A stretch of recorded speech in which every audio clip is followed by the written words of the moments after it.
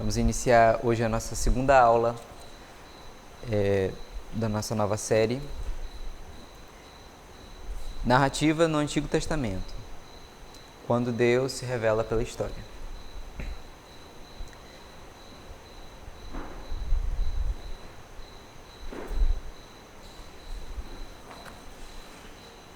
Pegue seu estudo. Tem caneta ali, se vocês precisarem para anotar, tem algumas coisinhas para anotar.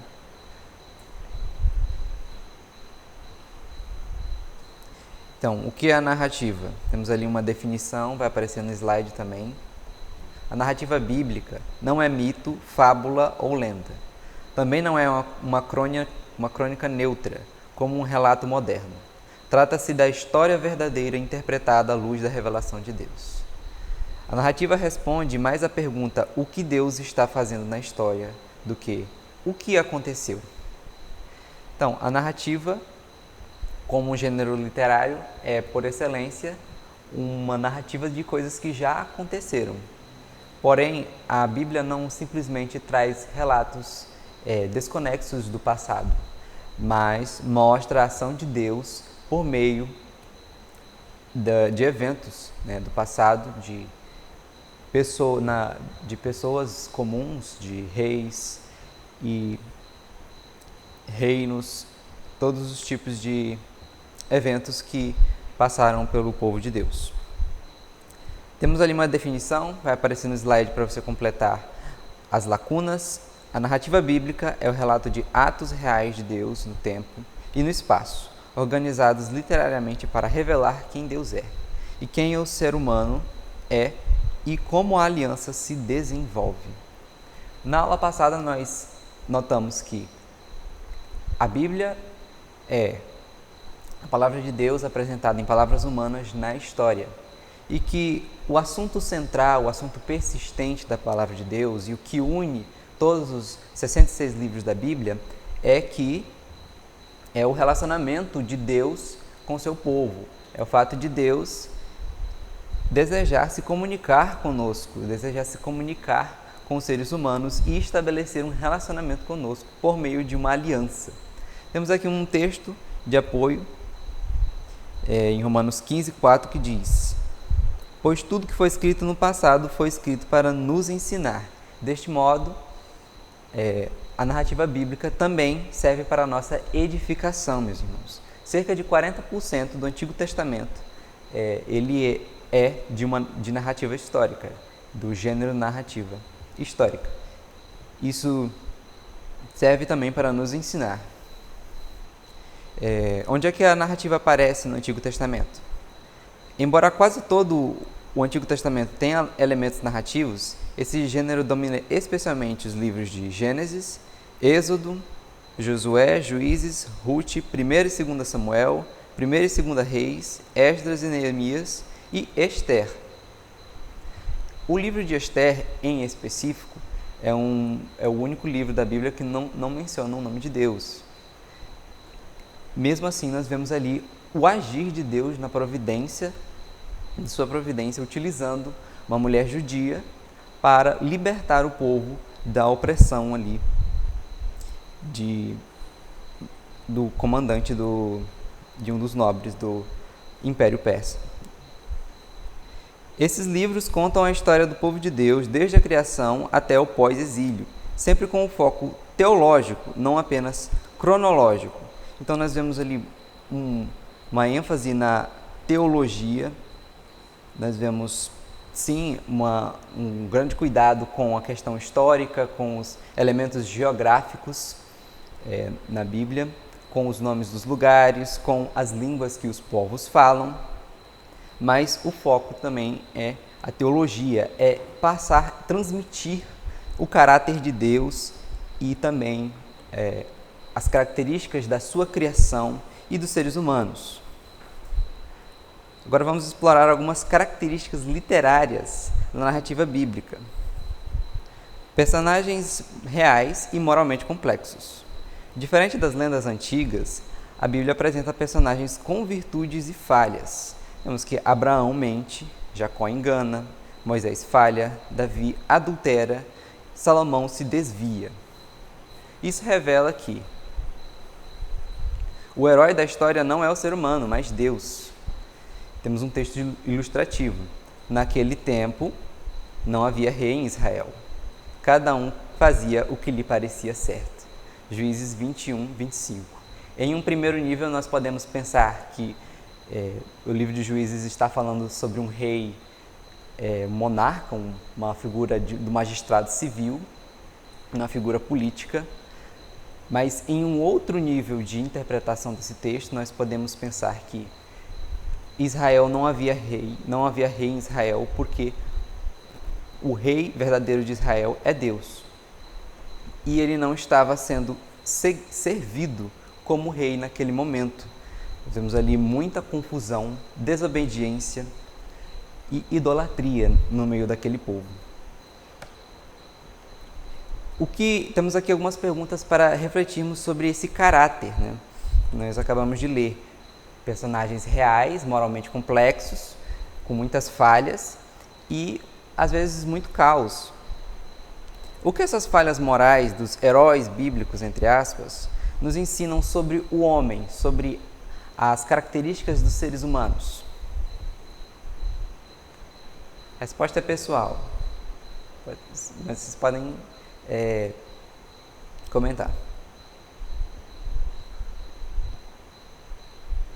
A gente pode lembrar, usando a própria Bíblia para responder, Romanos vai dizer que todos pecaram.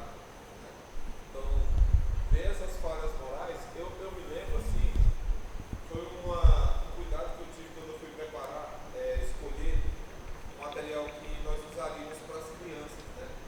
Eu lembro que na minha infância, por vezes eu via histórias na igreja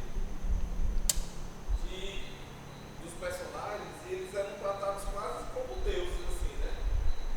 Era dado uma ênfase à pessoa, o personagem, a pessoa que Deus está usando ali para fazer tal coisa. Posso me lembrar aqui de José, de Davi. E era dada assim uma ênfase àquelas pessoas que os tornavam quase como deuses, né? Então essa era uma leitura muito, primeiro, errada e equivocada do que de fato o texto quer falar sobre essas pessoas. Porque elas exaltam, o texto exalta mais aquele que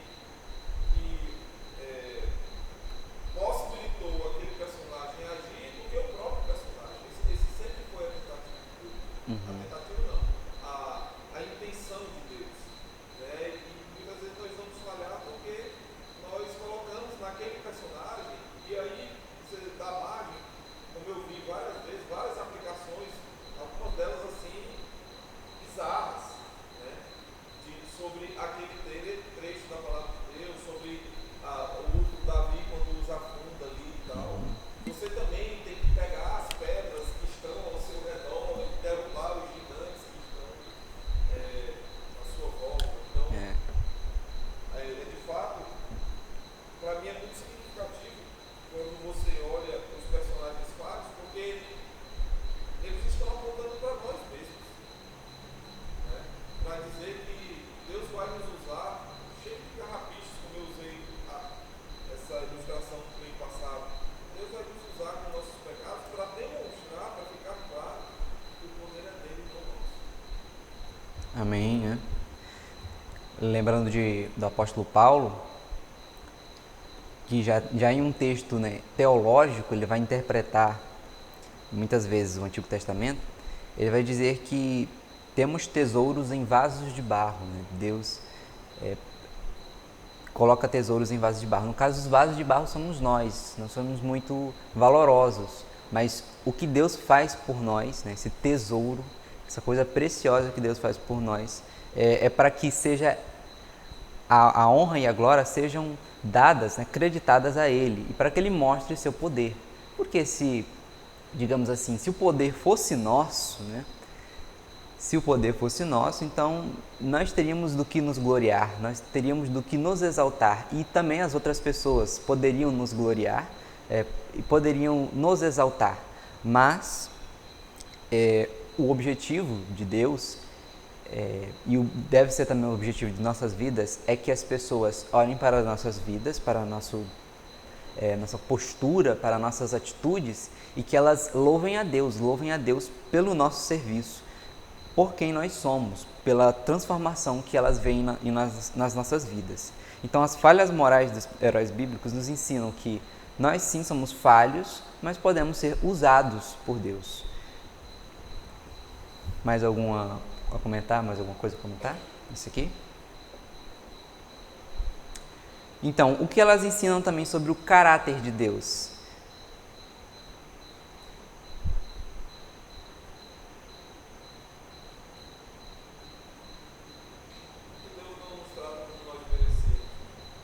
Deus não nos trata como nós merecíamos, com certeza.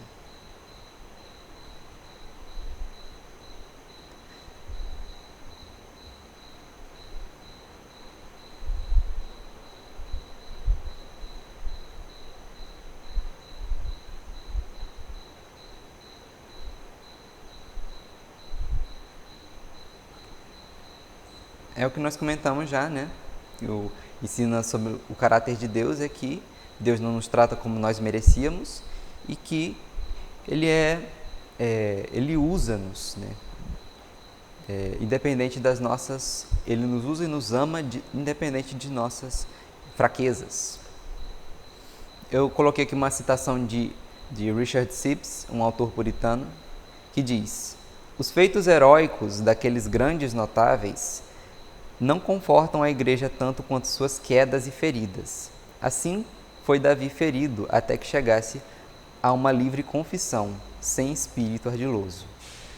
Sibbes também cita nesse livro, O Caniço Ferido, que Pedro também, né, é um exemplo muito clássico de alguém que é falho, que era um apóstolo, foi um homem de fé, um homem que curou, que operou milagres, que espalhou o evangelho, mas que ainda assim foi falho, né? Que negou a Cristo.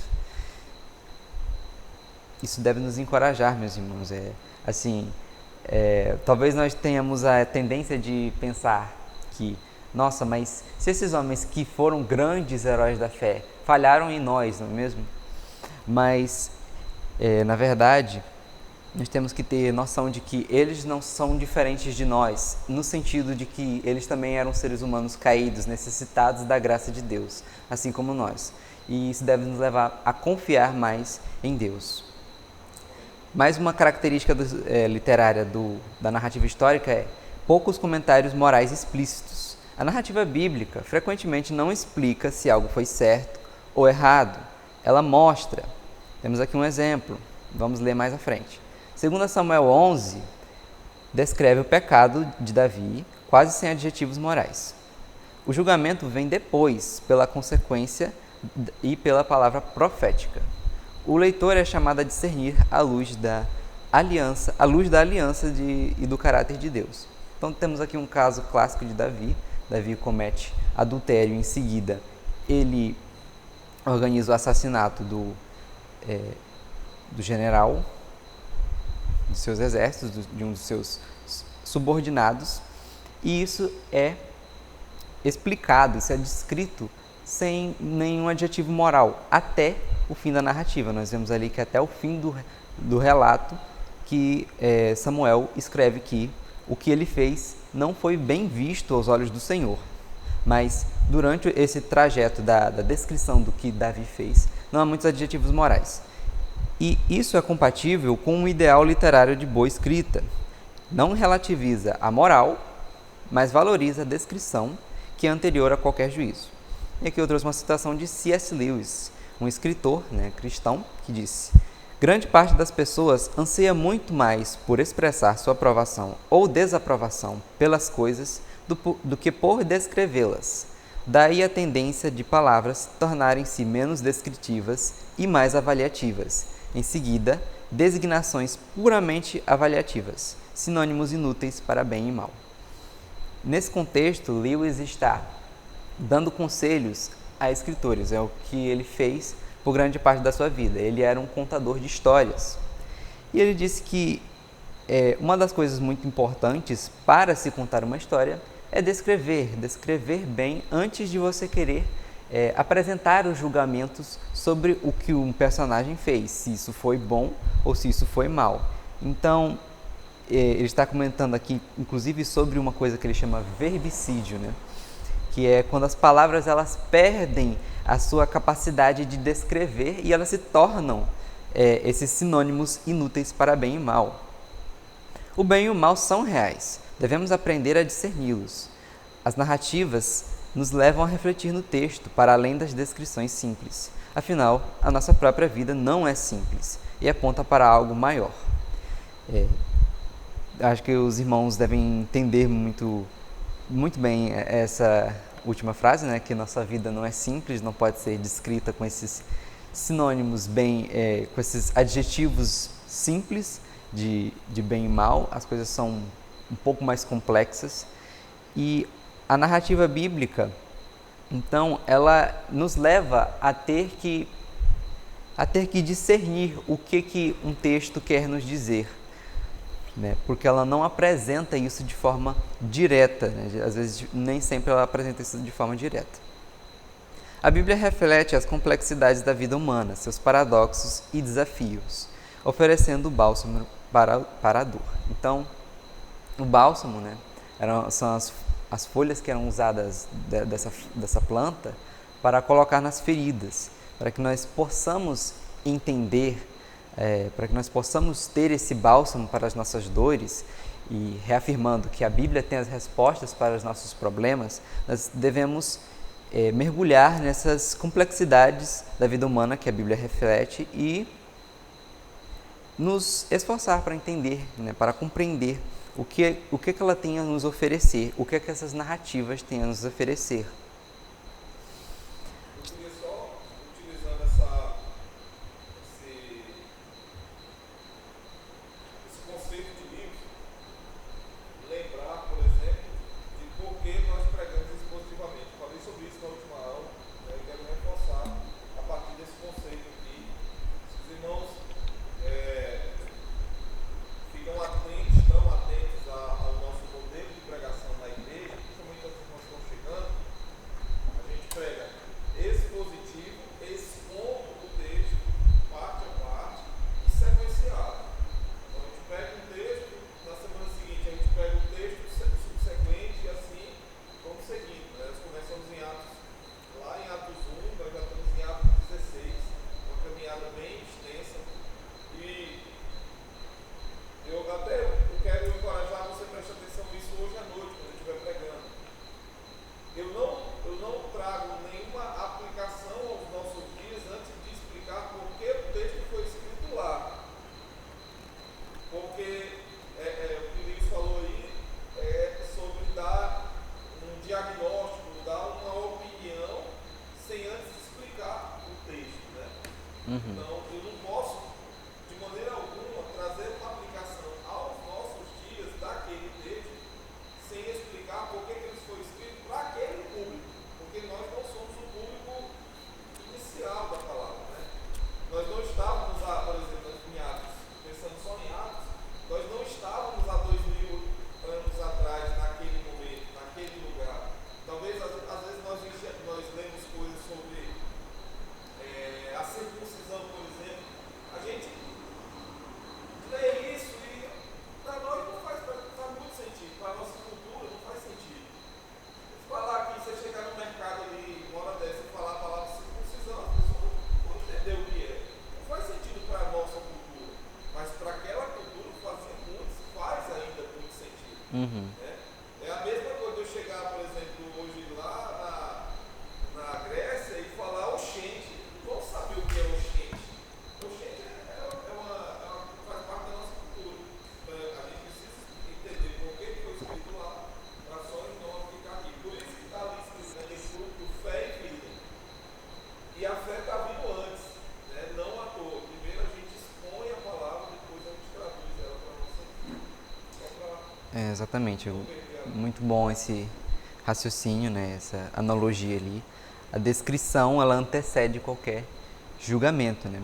E como, relembrando ali o texto que nós lemos em Provérbios, nós lemos que Provérbios 18:13 diz que quem responde antes de ouvir comete insensatez e passa vergonha. Então, nós não devemos julgar antecipadamente. Agora, a terceira característica é a narrativa intencional, estrutura narrativa intencional.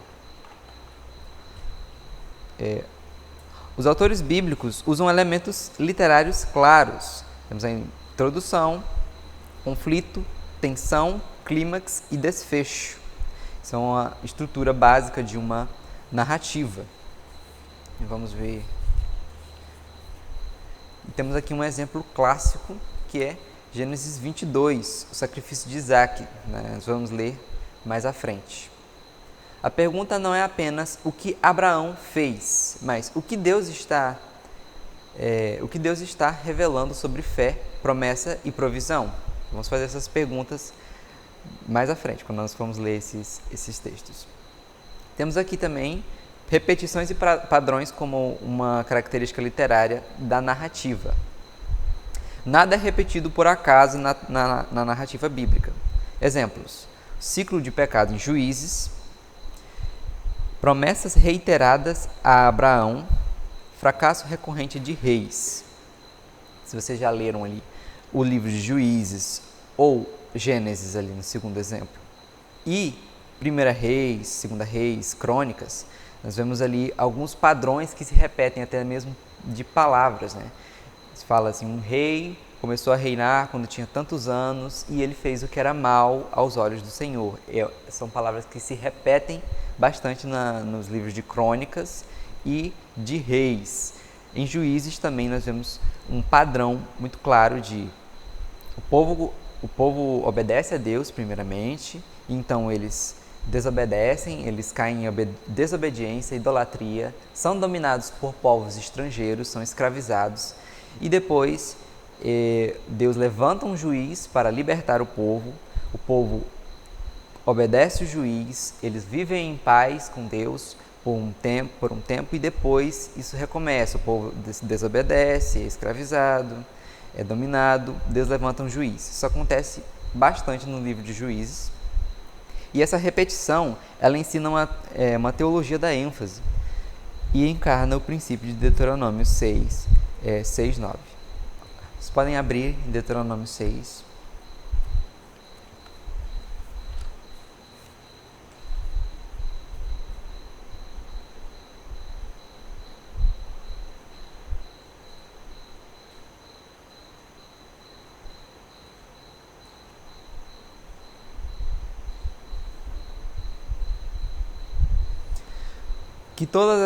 Que todas estas palavras que hoje lhe ordeno estejam em seu coração. Ensine-as com persistência a seus filhos. Converse com elas quando estiver sentado em casa, quando estiver andando pelo caminho, quando se deitar, quando se levantar. Amarre-as como um sinal nos braços e prenda-as na testa. Escreva-as nos batentes das portas da sua casa e em seus portões. Então, vemos aqui uma ênfase, um mandamento de repetirmos constantemente a palavra de Deus, ensiná-las constantemente aos nossos filhos. Isso é muito importante. E a própria narrativa também se vale de muitas repetições, e essas repetições elas não são inúteis. Na verdade, elas nos dão ênfase a certos aspectos da vida. Por exemplo, de que constantemente os nossos governantes eles serão falhos, ou de que nós, como povo de Deus, frequentemente nós vamos passar por certos momentos de desobediência, e é preciso que nós precisamos de redenção. Isso é uma coisa que a Bíblia deixa bem claro, né? Que essa história da humanidade ela é cheia de altos e baixos e que ela necessita de uma redenção. Isso nos aponta para Cristo. Isso nos aponta para a obra de Cristo que um dia será consumada, né? Será completa, e que esses padrões, essas repetições, elas um dia cessarão, para a honra e glória do Senhor. Dando um exemplo, no domingo passado nós falamos de Timóteo, falamos da Paulo menciona o seu relato, depois no próprio livro a Timóteo, ele fala que ele não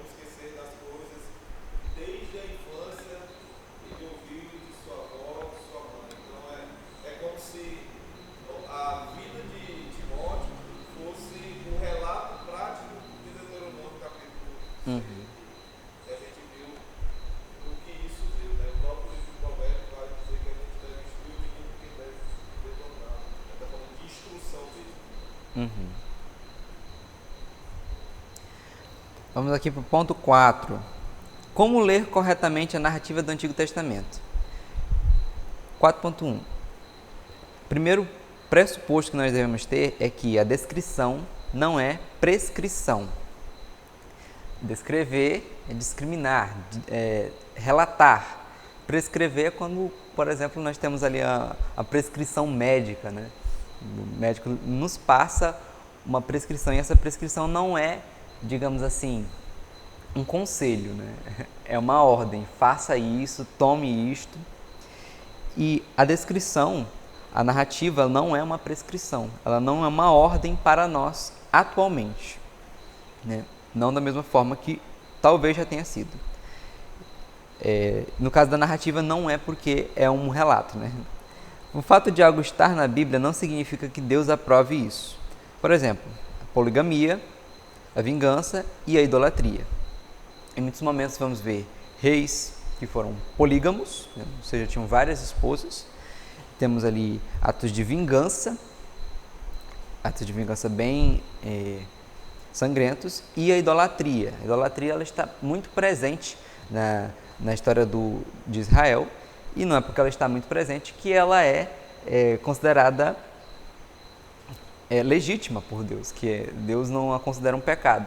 Eu já vi até um ateu, né, dizendo que isso era verdade, que Israel, na verdade, não servia a Deus e que não havia problema nenhum em servir outros deuses, porque é o que você vê na própria Bíblia. Eles, por muitas vezes, servem a vários deuses, alguns deuses em específico, como Baal, como Asterote, né?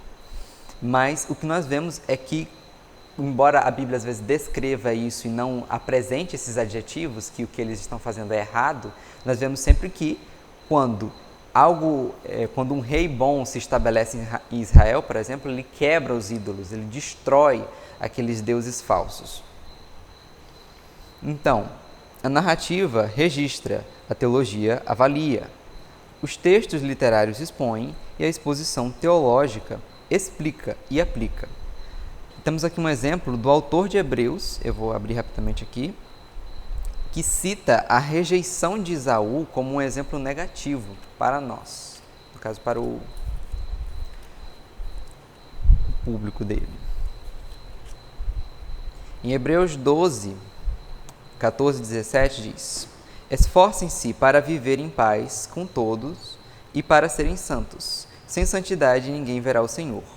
Cuidem que ninguém se exclua da graça de Deus, que nenhuma raiz de amargura brote e cause perturbação, contaminando muitos, que não haja nenhum imoral ou profano, como Esaú, que por uma única refeição vendeu os seus direitos de herança como filho mais velho. Como vocês sabem, posteriormente, quando quis herdar a bênção, foi rejeitado, e não teve como alteração da sua decisão, embora buscasse a bênção com lágrimas. Então, nós vemos esses dois relatos, né, em Gênesis. Esaú, ele vende os seus direitos de filho mais velho para Jacó, por uma refeição, e depois nós vemos que ele perde a sua bênção, né? Jacó o engana, né, que nós já vimos, a característica moral falha. Jacó o engana e pega a bênção de Esaú, enquanto Esaú não consegue a sua bênção, mesmo com lágrimas. E ele relaciona aqui os dois relatos, que não estão necessariamente relacionados no texto de Gênesis. O autor de Gênesis não deixa claro que ele perdeu ali a bênção que foi dada a Jacó porque ele havia vendido seu direito de primogenitura. Na verdade, o que ele faz é simplesmente descrever que Jacó o enganou e que ele tomou aquela bênção. E aqui no texto de Hebreus, né, nós também vemos que isso está sendo aplicado em um contexto pastoral.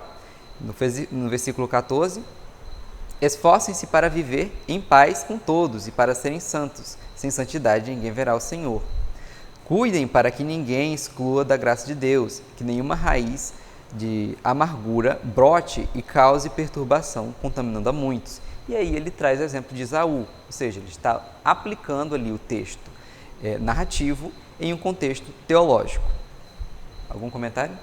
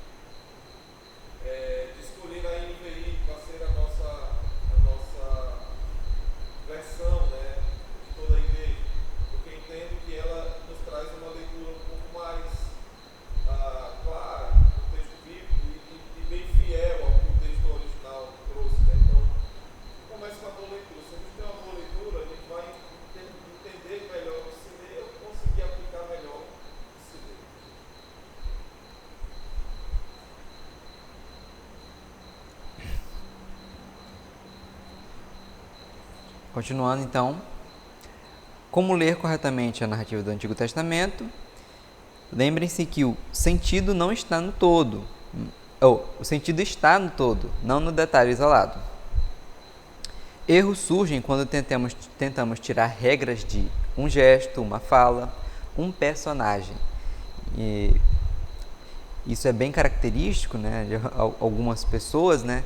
Às vezes falam de certos gestos, né, como o pastor falou, que eu não conhecia, de pegar as pedras como Davi, ou falam de cajado de Moisés, de bordão de Arão, folhas, plantas que são citadas na Bíblia, e as pessoas colocam características espirituais místicas, né, nessas coisas.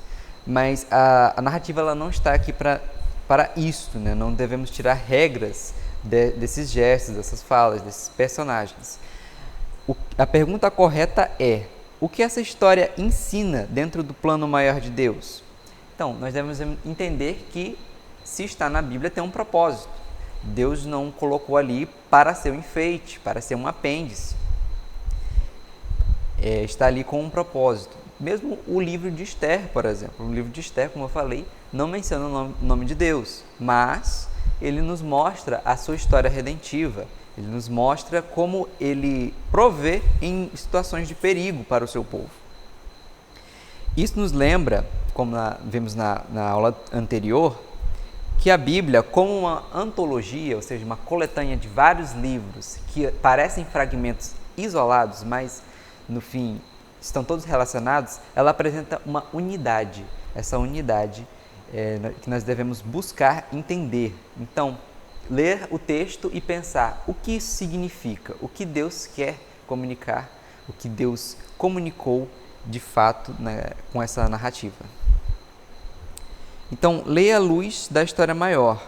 Ponto 3. A narrativa do Antigo Testamento está sempre ligada à promessa, à obediência, à bênção ou juízo. Sem essa moldura, o texto perde o seu sentido. Então, são coisas que são recorrentes na Bíblia. As promessas, a obediência, a bênção, o juízo. Isso nos mostra certos padrões na palavra de Deus. Assim como conhecer as profecias do Antigo Testamento amplifica a nossa compreensão dos evangelhos. Isso que frequentemente pontuam que algo aconteceu para se cumprir o que está escrito nos profetas. Então, ter uma visão panorâmica da Bíblia nos ajuda a entender ela mesma. Nos evangelhos se diz frequentemente que o que Jesus fez, o que Jesus falou, foi para que se cumprisse o que estava escrito nos profetas. Então temos a questão aqui da profecia, das promessas, as promessas do rei, do Messias, da bênção, do juízo. Vamos agora explorar aqui alguns erros comuns na leitura da narrativa. Moralizar os personagens, seja como Davi. Aqui uma coisa que nós já vimos, né, que os personagens eles são moralmente falhos. Então, tudo bem, ser de imitador de Davi no que ele foi um servo de Deus, né? Veja isso como exemplo, mas não devemos colocar esses personagens no local de heróis, né? No local de quase semideuses, como algumas tradições cristãs às vezes fazem. Alegorizar excessivamente, ou seja, dizer que uma coisa ela tem um sentido alegórico, um sentido maior, uma coisa que não seja o literal. Transformar as narrativas em manuais de comportamento, o que não cabe, né, já que as narrativas são relatos de atos de Deus, da história do povo de Deus, e centralizar o homem em vez de Deus. O foco da narrativa não é o que eu faço, mas quem Deus é. Pela narrativa nós entendemos melhor quem Deus é, o caráter de Deus, como Deus age na história de maneira objetiva. Temos aqui agora um exercício prático. Vamos ler Gênesis 22.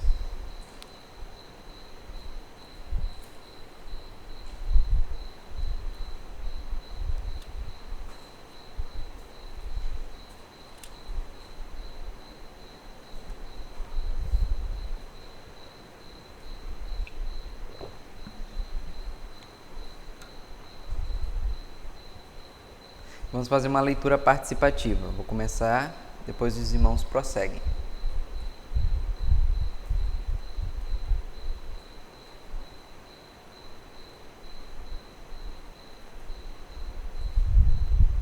Amém? Passado algum tempo, Deus pôs Abraão à prova, dizendo-lhe: Abraão! Ele respondeu: Eis-me aqui.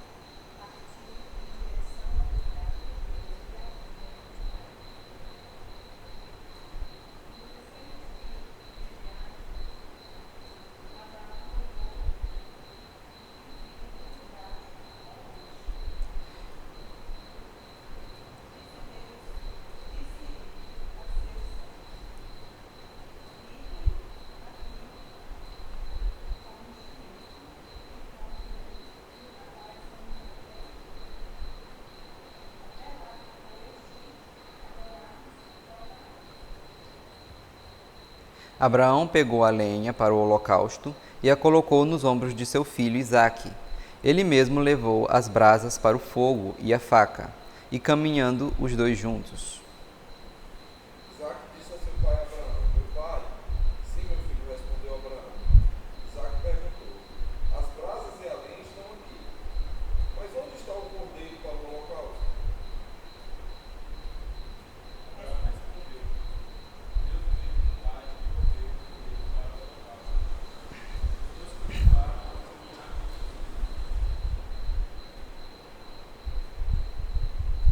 Quando chegaram ao lugar que Deus havia indicado, Abraão construiu um altar e sobre ele arrumou a lenha. Amarrou seu filho Isaque e o colocou sobre o mar, em cima da lenha. Então estendeu a mão e pegou a faca para sacrificar seu filho.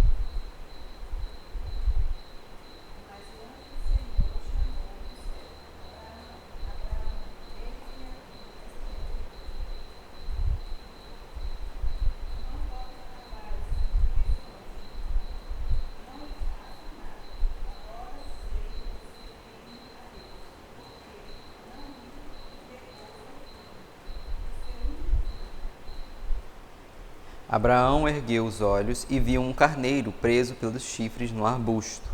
Foi lá pegá-lo e o sacrificou como um holocausto em lugar do seu filho.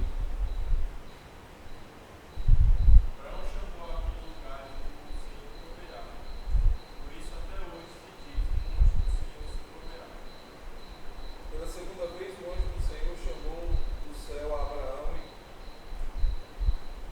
e disse: Junto com mim mesmo, declara o Senhor, que por ter feito o que fez, não me negado seu filho, seu único filho.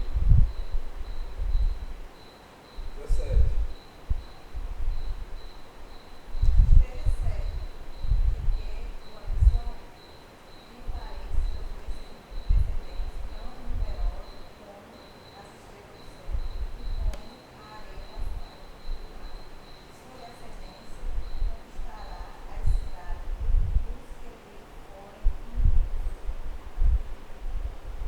Por meio dela, todos os povos da terra serão abençoados, porque você me obedeceu.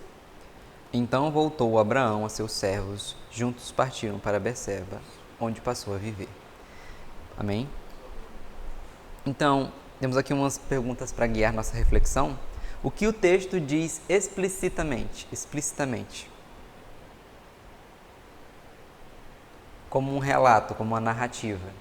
Temos aqui uma história que foi contada. Deus mandou e Abraão obedeceu. Deus mandou, Abraão obedeceu. Se os irmãos lembrarem, um dos pontos passados, nós tínhamos ali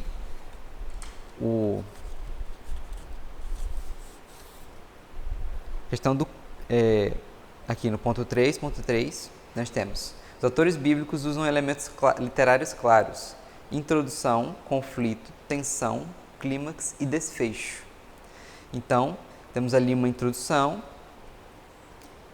Abraão começa a viagem, o conflito, que é qual é o conflito aqui da narrativa que vocês imaginam? Sacrificar o filho, né? Seria, digamos ali, o problema desse relato. E temos a tensão, quando se aproxima este momento, né? Quando Isaac pergunta ao pai onde estaria o cordeiro para que ele sacrificasse. O clímax, que seria o momento, o ápice narrativo, né? O momento em que Abraão chega a quase sacrificar seu filho. E o desfecho, que é um final feliz aqui, né? Digamos assim. Que o anjo o impede, e isso é debitado a Abraão pela fé, né? Que pela fé ele não negou o seu filho a Deus, e ele creu que Deus proveria o cordeiro. Mais uma pergunta aqui, para guiar nossa reflexão. Cadê, meu Deus? Onde está a atenção da narrativa, né? Já respondemos. O que Deus faz no clímax da história? Ele interrompe a ação de Abraão. E o que essa narrativa revela sobre Deus? Os irmãos querem comentar alguma coisa? Sobre o caráter de Deus revelado nessa narrativa?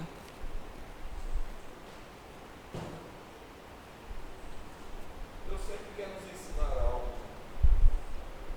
Deus nos prova e ao mesmo tempo quer nos ensinar algo sobre Ele mesmo e sobre nós mesmos. Uhum. Uma das coisas que podemos dizer sobre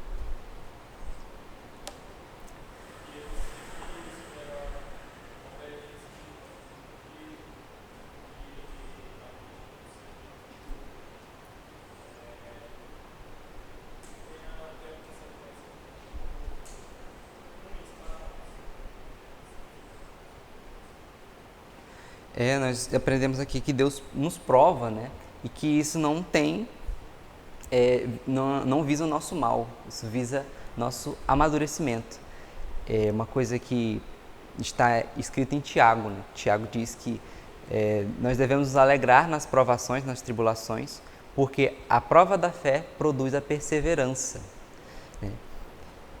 E isso é muito importante, irmãos, porque vendo na questão da educação, Alguns pais, eles crescem com muitas dificuldades e eles pensam, eu vou dar tudo ao meu filho, tudo que eu não pude ter, eu vou dar ao meu filho, todo o conforto que eu não tive. E isso é um erro, meus irmãos, porque até acho que os educadores seculares entendem isso, os não cristãos, que as crianças elas precisam passar por momentos de frustração, momentos de necessidade, porque a necessidade nos impulsiona a agir. E depois que nós agimos corretamente de acordo com as necessidades, nós precisamos nos esforçar para, seja nas coisas mais simples, para arrumar uma casa, para socializar, conversar, fazer novas amizades, ou trabalhar mesmo para o nosso sustento, nós nos tornamos mais fortes.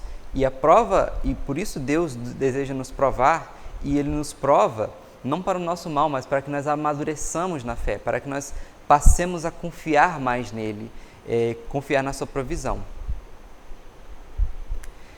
Além disso, pensando nas sessões anteriores, o que esta história, no contexto maior da Escritura, na história de Deus maior, ela nos aponta para Cristo, nos aponta para o que Deus faz na história?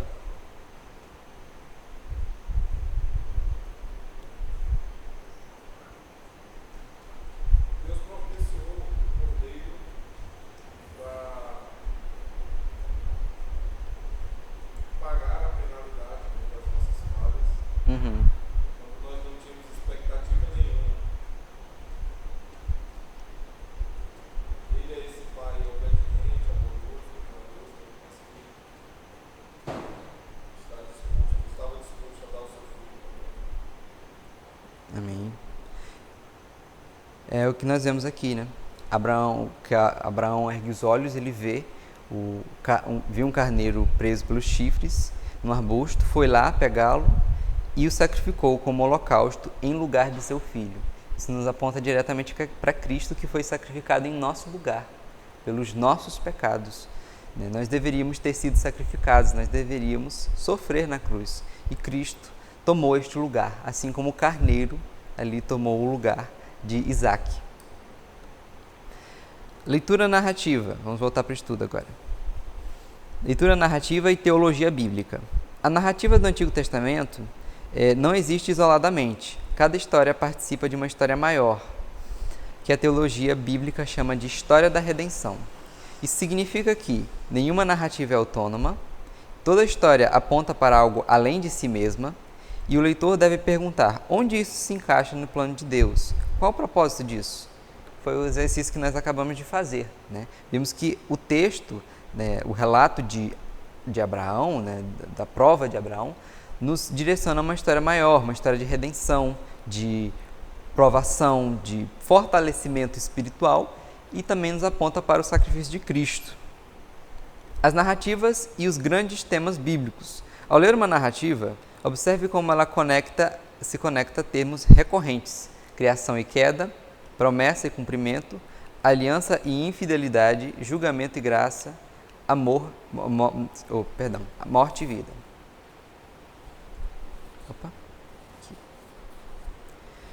Exemplo: Gênesis 22 não é apenas sobre obediência, mas sobre substituição, promessa e provisão divina.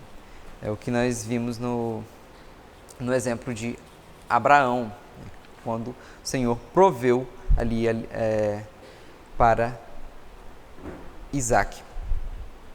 Cristo é a narrativa do Antigo Testamento. Jesus ensinou que as Escrituras do Antigo Testamento falam dele. E começando por Moisés, todos os profetas, explicou-lhes o que constava a respeito dele em todas as Escrituras. Lucas 24, 27. Então, Cristo ele vai se direcionar frequentemente aos mestres da lei e vai dizer: se vocês realmente acreditam em Moisés, acreditam que o que Moisés escreveu é palavra de Deus, deveriam crer em mim, porque Moisés falou sobre mim. E nós acabamos de ver um exemplo claro disso, né? Moisés, de forma profética, né, falando sobre o sacrifício de Cristo. Então, temos aqui a tipologia, né? É uma das maneiras pela qual Cristo aparece nas narrativas. A tipologia se caracteriza por pessoas e eventos que apontam para Cristo. Adão, que é o último Adão, né, Jesus Cristo, é visto como o novo Adão. Isaac, o filho prometido. José, o rejeitado que salva, né, José. Boaz, o resgatador, né, eu coloquei aqui lembrando da série de Ruth. Davi, o rei segundo o coração de Deus. Esses tipos não quer dizer que são pessoas perfeitas, mas no que a narrativa bíblica nos mostra, eles apontam para características de Jesus Cristo. Temos aqui também alguns padrões redentivos, e tem aqui no slide, para completar ali, né? Temos um padrão, por exemplo, a escravidão, libertação e aliança.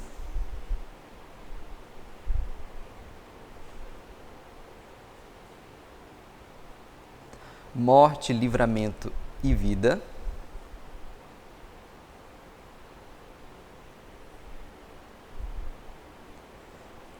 Primeira aliança, né?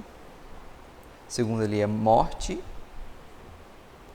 E no terceiro, nas terceiras setas ali, terceira linha de setas, desobediência, contrição e restauração. Contrição é o mesmo que arrependimento. Então nós vemos aqui no livro de Juízes bastante. O povo desobedece, e o povo se arrepende, então ele é restaurado. São padrões repetitivos e redentivos que nos mostram a ação de Deus nas nossas próprias vidas.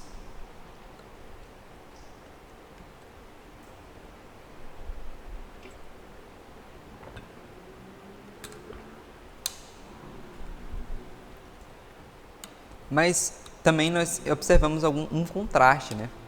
Que os personagens eles falham, onde Cristo triunfa. Os reis injustos contrastam com o rei perfeito. Então nós vimos ali aqueles personagens que apontam para Cristo: Adão, Isaac, José, Boaz, Davi. Eles não são perfeitos, né? E Cristo justamente é quem triunfa onde esses personagens todos falharam. Além disso, os reis injustos, né, contrastam com o rei perfeito, o rei da nação de Israel, né, o rei da igreja, é o nosso Senhor Jesus Cristo. A narrativa não termina no personagem, mas em Cristo. Tudo aponta para Cristo. Algum comentário, irmãos?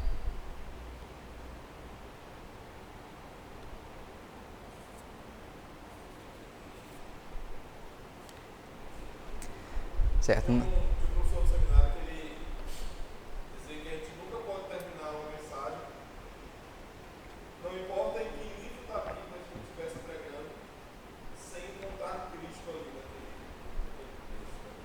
Então, esse é um exercício que, inclusive hoje, a mensagem vai terminar com isso. É sempre encontrar Cristo naquela passagem.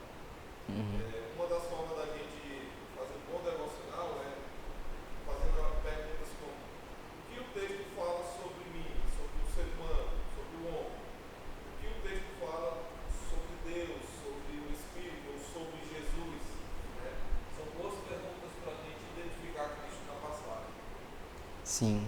Além disso, também ter uma consciência histórica, né? Que, por exemplo, nós fomos salvos pelo Cristo que já veio.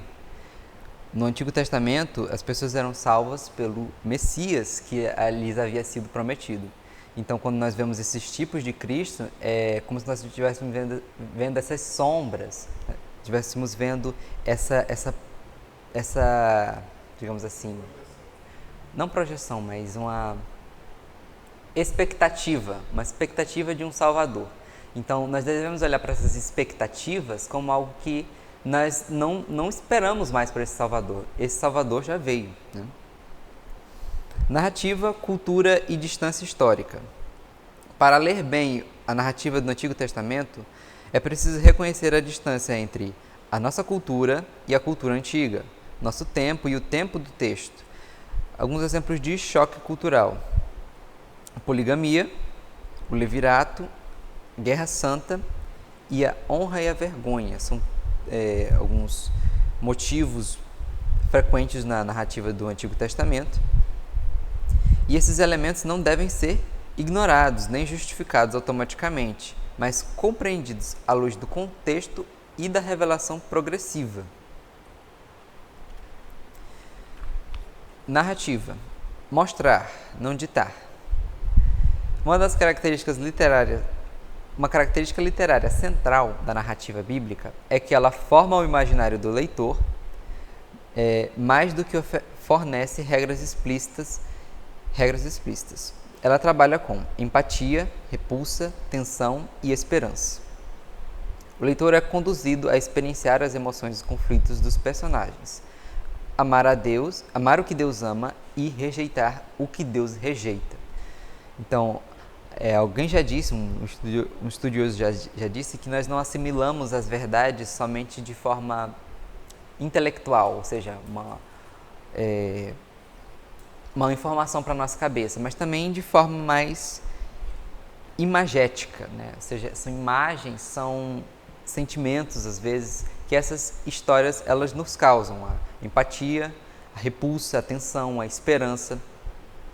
E isso nos ensina também a esperar por Cristo, né? Esperar em Cristo, a demonstrar a nossa simpatia, a nossa compaixão, a odiar o que Deus odeia e experienciar aquelas emoções e conflitos dos personagens, não para cair no que eles caíram, mas para olhar para a nossa própria vida e crer na ação de Deus. Agora temos um segundo exercício prático. Acho que pode deixar mesmo. Ler 2 Samuel 11 e 12. Temos ali o relato do pecado de Davi e da consequência desse pecado. Então, os irmãos vão ler em casa, leem com suas famílias. Tem algumas perguntas aqui para guiar. O que o narrador destaca, o que ele omite, onde Deus entra na história e como a graça aparece após o pecado.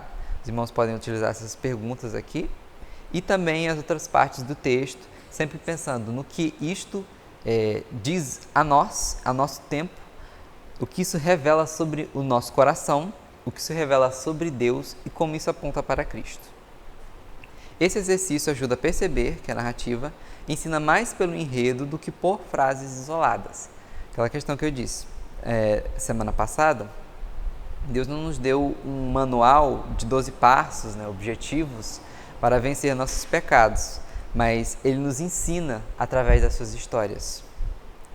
Então, a aplicação final é que a narrativa do Antigo Testamento nos ensina que Deus governa a sua história, mesmo quando Ele parece ausente. O pecado humano é sério, traz consequências reais. A graça de Deus é maior que o fracasso humano. E a esperança do povo de Deus nunca esteve em heróis humanos. Ler narrativas bíblicas corretamente aprofunda a nossa fé, corrige nossa leitura e nos conduz a uma confiança madura no Deus soberano. Temos aqui uma frase final: a narrativa bíblica não existe para nos ensinar a ser heróis, mas para nos ensinar a confiar no Deus que escreve a história da redenção. Amém?